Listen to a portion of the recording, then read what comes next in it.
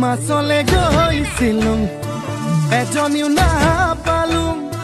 ঘৰলৈ আহি মই নিমখ ভাত খাই দিলুং এজনী ছোৱালী মই বহুত ভাল পাইছিলুং